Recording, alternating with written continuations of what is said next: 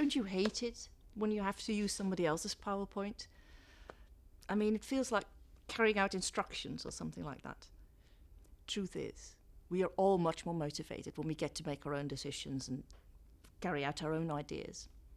And students are no different.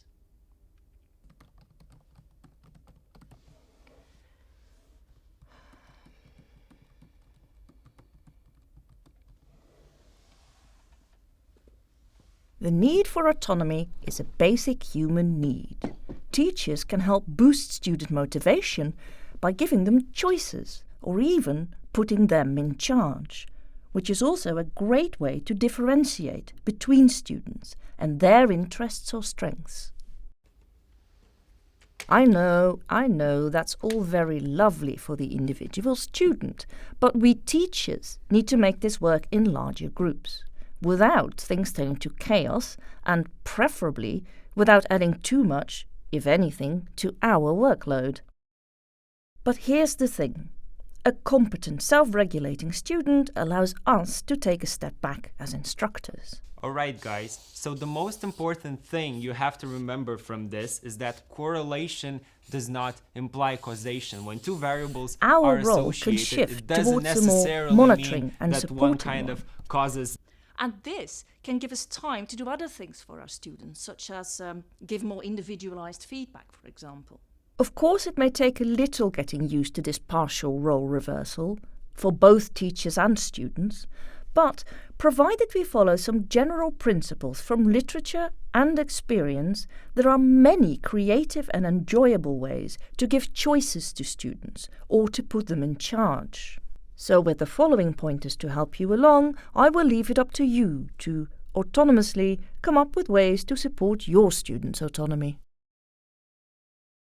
For first-year students or international students who have come over from different academic environments, it is wise to start by giving them concrete options to choose from. You could allow them to choose between relevant topics, or between a written assignment or a presentation, for instance. When students' insight and confidence grows, more autonomy can be given. Standalone assignments or summative activities are best suited to the autonomy-centered approach. Limiting overlap of content with exams or other graded assignments gives students more scope to be creative and to make mistakes they can learn from. For best results, rather than focusing on essential course knowledge, use this approach to train critical reflection, planning skills, and creative implementations relevant to your course. Do not be afraid of initial chaos.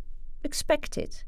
There may well be insecurity and helplessness about these new freedoms.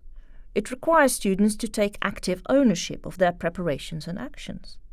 If you expect a few startup problems to happen, you can use these as learning points for students.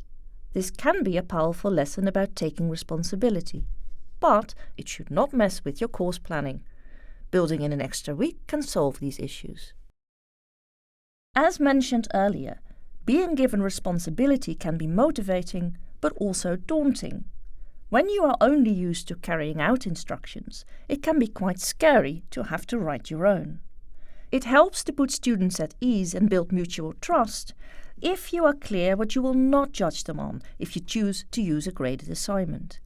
If you discuss with them that autonomy and decision-making are important skills in the workplace and that they often require a bit of courage as well as knowledge and insight. And if you are explicit about how the activity or assignment relates to the learning objectives of your specific course or program. When done right, an autonomy-centered approach has benefits for all. It can relieve teachers of some preparation time and add variety to teaching. Autonomous students are better able to apply their ideas to various situations in creative ways. This makes them more employable in different professional fields. It also makes them desirable employees within dynamic environments where it is important to incorporate new developments. And autonomous people are happy people.